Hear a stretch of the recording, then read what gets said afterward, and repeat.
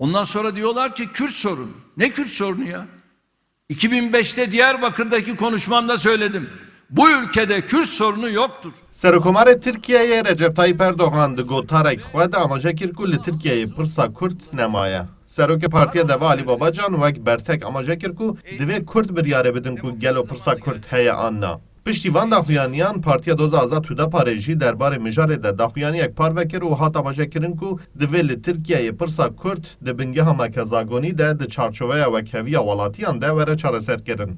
Cigire Serokê Hudaparê Zekeriya Apıcıoğlu dibêje Hudapar dixwaze mafên xwezayiyên Kurdan bi yasayan werin garantîkirin.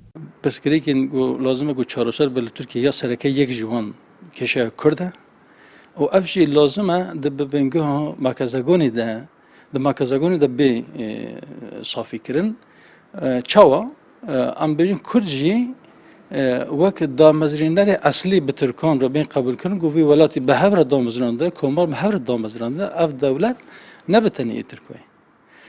Lazim e nasnameya Kurd jî teke merkezagonî.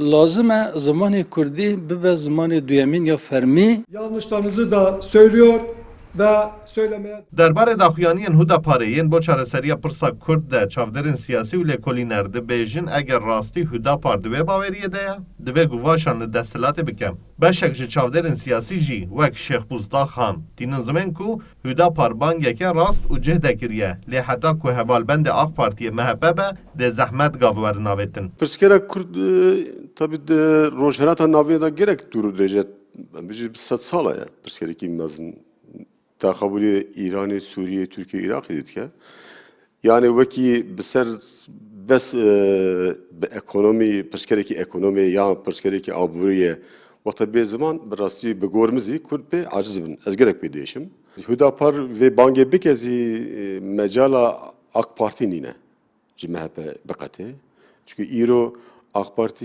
دیجی خو تهیزکی نیست yani her امبیجی چپزی حزب İslami جی خو درخسن بس او مایا او devlet bakşeri maya بگور من تأثیرهای سر نابه دکور ایرو Partiya Doza Azad Hudapar amaje dike ku ew ji berê de piştgiriya rêbaza di merkezagonê de pirsa Kurd were çareserkirin dikin û didin zanîn ku çi dema pirsa Kurd paşguh were xistin ew ê hewl bidin ku vê rastiyê bînin rojevê û dê rê nedin ku hebûna pirsa Kurd li Tirkiyeyê were înkar kirin.